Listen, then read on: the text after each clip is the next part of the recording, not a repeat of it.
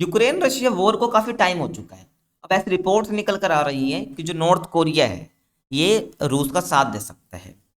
तो hello everyone, तो कैसे हैं आप सब। आज की इस वीडियो में यही देखने वाले हैं कि जो नॉर्थ कोरिया है वो रूस का किस प्रकार से साथ देगा।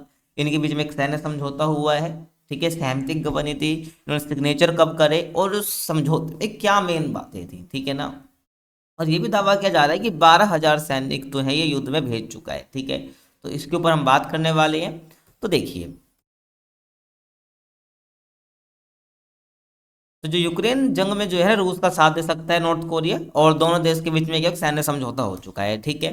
तो आप देख सकते हैं, आपके सामने एक वीडियो शो हो रही होगी कि एक है सैन्य समझौता इन दोनों के बीच में हो रहा है, ठीक है ना।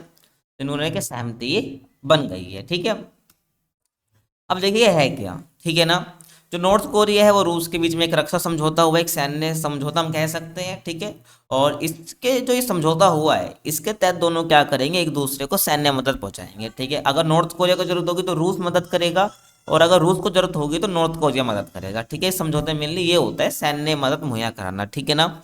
और जो ये समझौते की मैं बात कर रहा हूँ, ठीक है, 21 जून में नॉर्थ कोरिया की राजधानी जो है ना प्योंगयांग, इनमें के दोनों देश के बीच जो शिखर सम्मेलन हुआ था उसमें ये समझौते पर सहमति बन गई थी कि हाँ, इस समझौते को आगे बढ़ाया जाएगा, ठीक है।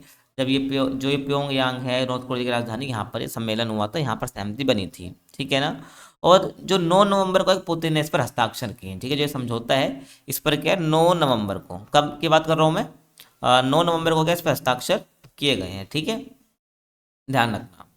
और इसके बाद ये 11 नवंबर को नॉर्थ कोरिया ने भी के समझौते की पुष्टि कर दी, यानी कि 9 नवंबर को पुतिन जी ने हाँ कर दिया, हस्ताक्षर कर दिया, और 11 नवंबर को नॉर्थ कोरिया इस पर राजी हो जाता है, ठीक है। तो ये क्या बन जाता है, एक समझौता बन जाता है दोनों देशों के बीच में, ठीक है। वो क्या बात है इसकी हम बात करेंगे। और ये ना कोल्ड वॉर के बाद दोनों देशों के बीच होने वाला सबसे बड़ा समझौता। कोल्ड वॉर क्या था आपको पता होना चाहिए। कोल्ड वॉर एक ऐसा वॉर होता है जिसमें क्या युद्ध विचारधारा की लड़ाई चल रही होती है, हकीकत में कभी युद्ध नहीं होता। जैसे कि अमेरिका और सोवियत संघ के टाइम पे चल रहा था ना सेकेंड वर्ल्ड वॉर के बाद, 1945 से लेकर चला था, ठीक है। ये हमारा कोल्ड वॉर जिसे हम कहते हैं, ये हमारा 1991 तक, ठीक है। इस टाइम तक हमारे चला था कोल्ड वॉर। कोल्ड वॉर ऐसा वॉर होता है जिसमें कि हकीकत में युद्ध नहीं होता है, ना कोई रक्त रंजित युद्ध होता है ये, केवल बस विचारधाराओं की लड़ाई इसमें चल रही होती है कि हाँ एक युद्ध हो सकता है, बट युद्ध कभी होता नहीं है, उसे हम कोल्ड वॉर कहते हैं। तो कोल्ड वॉर के बाद ये दोनों देशों के बीच होने वाला सबसे बड़ा समझौता है, ठीक है ना। और इस समझौते के मुताबिक क्या है, अगर दोनों देश में से किसी देश पर हमला होता है तो दोनों देश के एक दूसरे की सैन्य मदद कराएंगे, जैसा मैंने आपको बता दिया है, ठीक है ना।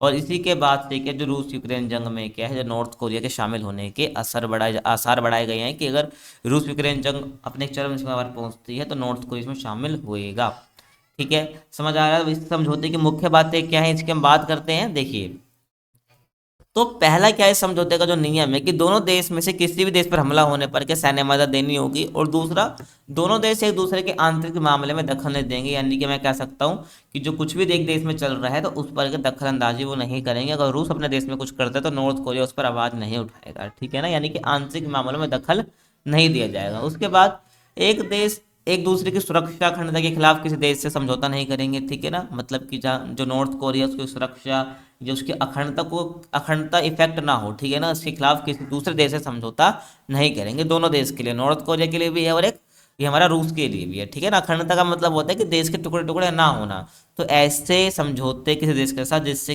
जो नॉर्थ कोरिया या रूस की सुरक्षा या अखंडता को फर्क पड़ता है, तो ऐसे समझौते वो नहीं करेंगे, ये समझौते में कहा गया है, ठीक है। और अगला क्या है कि एक दूसरे के राजनीतिक, आर्थिक और सामाजिक विकास के खिलाफ कोई समझौता नहीं करेंगे। मतलब कि दोनों देश के कोई राजनीतिक, आर्थिक और सामाजिक विकास के खिलाफ कुछ जा रहा हो तो ऐसा कोई भी समझौता नहीं करेंगे। और अगला ये क्या है, बहुत इंपॉर्टेंट है, जो परमाणु एनर्जी यानी कि परमाणु जो ऊर्जा है, फूड सप्लाई, व्यापार और स्पेस सेक्टर, इसमें क्या एक दूसरे की मदद करेंगे, एकदम डेवलप करने में मदद करेंगे एक दूसरे की, ठीक है। चाहे परमाणु बम की बात हो, फूड सप्लाई की बात हो, चाहे व्यापार की बात हो, चाहे स्पेस सेक्टर की बात हो, ठीक है। तो इसमें क्या है, ये एक दूसरे की मदद करेंगे, ठीक है। तो ये क्या है, इस समझौते की मुख्य बातें हैं जो आपको जरूर पता होनी चाहिए, ठीक है। आगे देखिए, अभी दावा किया जा रहा है कि जो नॉर्थ कोरिया है इसने 12,000 सैनिकों को युद्ध में भेजा है। ठीक है, देखिए कि जो अमेरिका, दक्षिण कोरिया, यूक्रेन है, उसकी खुफिया एजेंसियों का कहना है कि जो नॉर्थ कोरिया ने 12,000 सैनिकों को क्या यूक्रेन के खिलाफ रूस की मदद करने के लिए भेजा है। ठीक है, कितने? 12,000 सैनिकों को। ठीक है, और और ये कब लिया गया है? ये जो प्योंगयांग है, जो नॉर्थ कोरिया की राजधानी है, इसी में ये फैसला लिया गया था। ठीक है, 12,000 सैनिक जब ये भेजे गए हैं, और अब इस पर क्या सहमति बन चुकी है, हस्ताक्षर हो चुके हैं। ठीक है, 9 नवंबर को रूस ने और 11 नवंबर को नॉर्थ कोरिया ने इस पर अपनी सहमति जताई। ठीक है ना।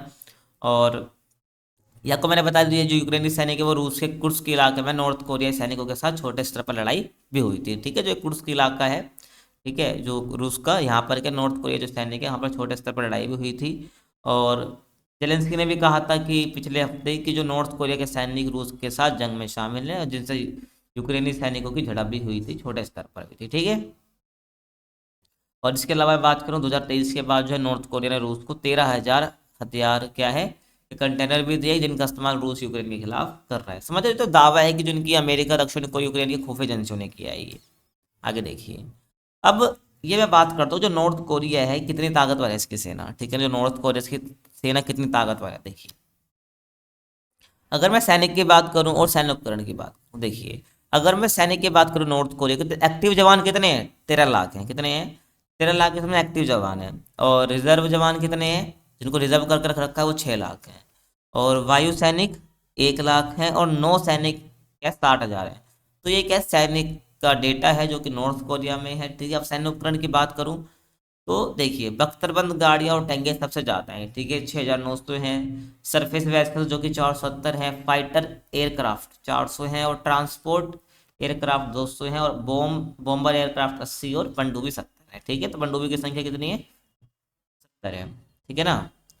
तो आपको समझ आ गया कि सैनिक कितने हैं। तो यानी कि मैं सैनिक की बात करूं तो नॉर्थ कोरिया की जो सेना है काफ़ी ताकतवर देशों की सेना में से एक मानी जाती है। ठीक है, अब समझौते को लेकर क्या है ना कि चिंता बढ़ रही है पूरी दुनिया की। ठीक है, विश्व की चिंता बढ़ चुकी है। ऐसा क्यों? क्योंकि जो नॉर्थ कोरिया की जो कोरियन पीपुल्स आर्मी है ना, ये सबसे बड़ी सेनाओं में से एक है। अगर मैं वर्ल्ड की बात करूँ तो, ठीक है ना, वर्ल्ड में सबसे बड़ी सेनाओं में से एक मानी जाती है नॉर्थ कोरिया की जो आर्मी है, जिसमें क्या है 13 लाख से ज़्यादा एक्टिव जवान है, मैंने बताया आपको पीछे। ठीक है, अगर नॉर्थ कोरिया यूक्रेन के खिलाफ जंग में शामिल होता है तो ये 1950-53 के कोरिया युद्ध के बाद ये पहला मौका होगा जब नॉर्थ कोरिया किसी दूसरे देश के साथ जंग करेगा। ठीक है, आपको पता होगा 1950 से लेकर 1953 तक युद्ध हुआ था, कोरिया युद्ध, जिसमें जो ये नॉर्थ कोरिया साउथ कोरिया बना था। ठीक है, ऐसे नहीं बन गया नॉर्थ कोरिया साउथ कोरिया जब ही बनाएगी।